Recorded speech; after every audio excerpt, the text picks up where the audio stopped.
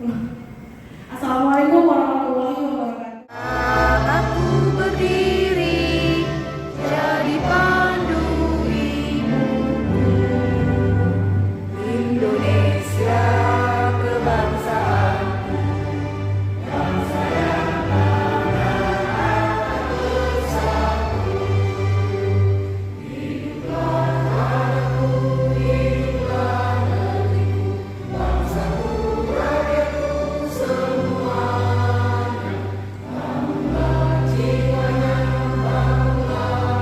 Warahmatullahi wabarakatuh. Para hadirin yang terhormat, mari kita berdoa menurut agama dan keyakinan kita masing-masing. Doa akan saya pandu menurut ajaran agama Islam. Mohon yang beragama lain agar dapat menyesuaikan. A'udzubillahi minasyaitonirrajim. Bismillah.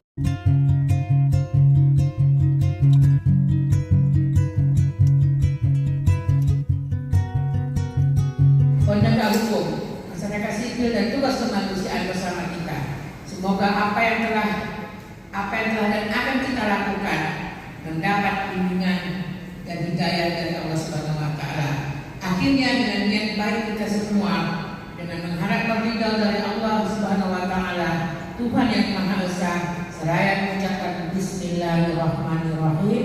Kegiatan pertemuan koordinasi dan kerjasama lintas sektor pencegahan kekerasan terhadap anak dan tidak pidana perdagangan orang saya nyatakan dibuka dengan resmi. Selamat mengikuti kegiatan, semoga hasil yang dicapai dapat bermanfaat bagi kita semuanya. Sekian dan terima kasih. Wassalamualaikum warahmatullahi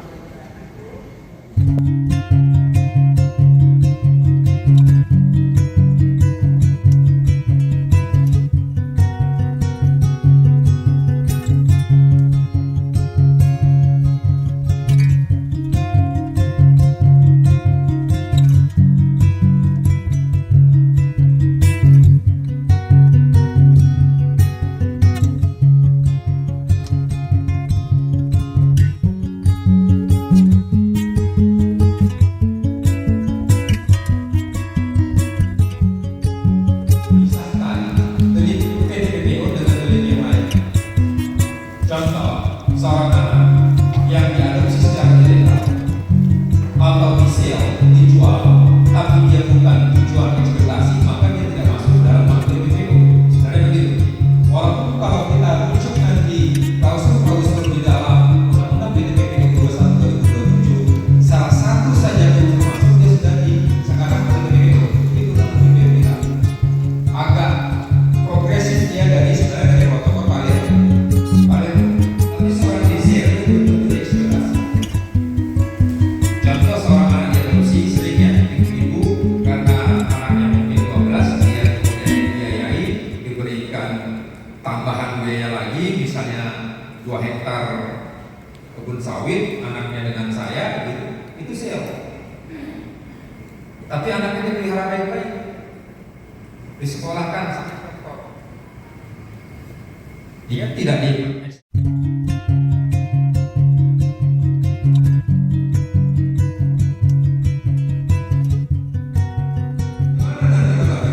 untuk merumuskan gugus tugas itu.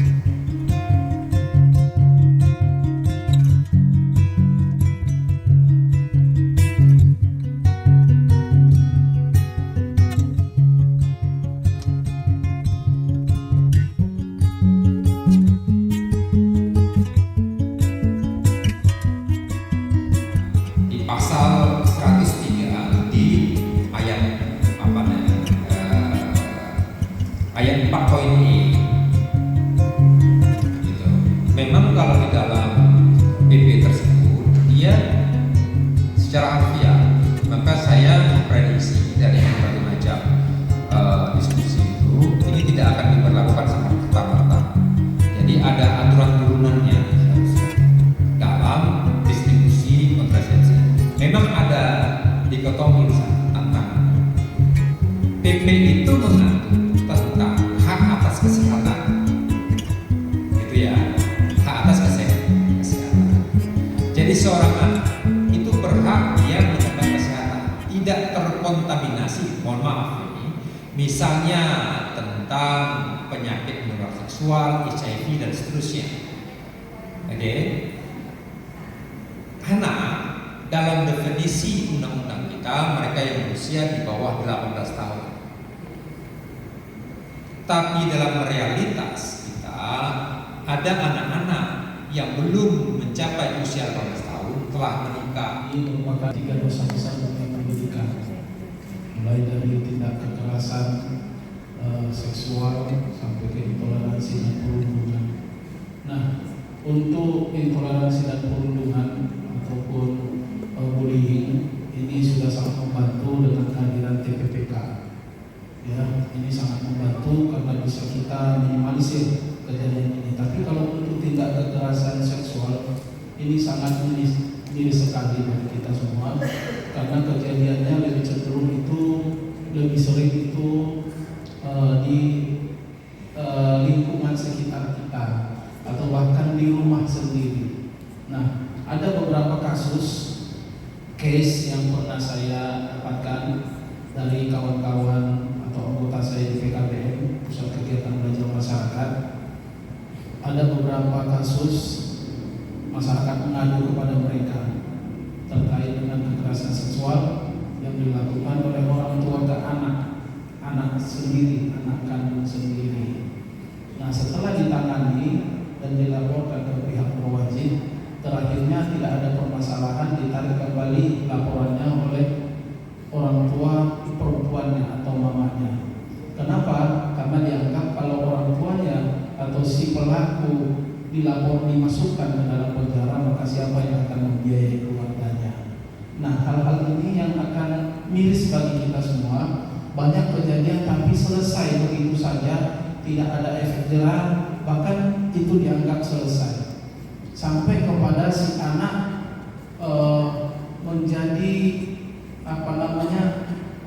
menjadi senang melakukan seks intercourse seperti yang tadi, karena berulang-ulang kejadiannya. Bahkan si anak kadang-kadang keluar dipanggilnya abang tukang beca, siapa yang dia lihatnya untuk melakukan seks intercourse. Nah, ini hal yang sangat miris bagi kita semua. Kenapa itu bisa terjadi? Apa yang harus kita lakukan? Dan bahkan tidak sampai kepada pihak yang berwajib atau pihak yang bisa menangani hal itu. Hanya selesai di PKBM selesai, nggak ada yang tahu. Karena alasan apa? Harus dirahasiakan. Karena ini privasi anak, nanti berbahaya dan undang-undang mengaturnya tidak boleh. Nah, ini bagaimana yang harus kita lakukan dengan bahasa ini privasi? Tidak boleh ada yang tahu. Itu tidak satu, bahkan beberapa lagi yang saya dengar.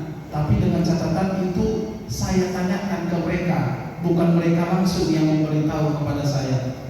Dan kejadian pada pusat pembelajaran keluarga. Kalau dari kasus seperti ini, saya akan coba memberikan masukan itu harus diberikan counseling, atau kalau yang seperti kasus tadi Bapak ceritakan itu sudah terbuka. Jadi ke sekolah bekerjasama dengan sekolah yang tersedia di lembaga-lembaga pemerintah. Kalau saat ini di Puspada sudah ada ya, dan kebetulan saya pernah ada di situ. Dan memang untuk kekerasan terhadap anak ini memang perlu sekali dilakukan sebuah edukasi. Kenapa? Karena kadang orang tua tidak paham bahwa beliau sedang melakukan kekerasan pada anak dan apa efek dan dampaknya. Maka ini penting sekali untuk pertama diberikan sebuah edukasi dan juga treatment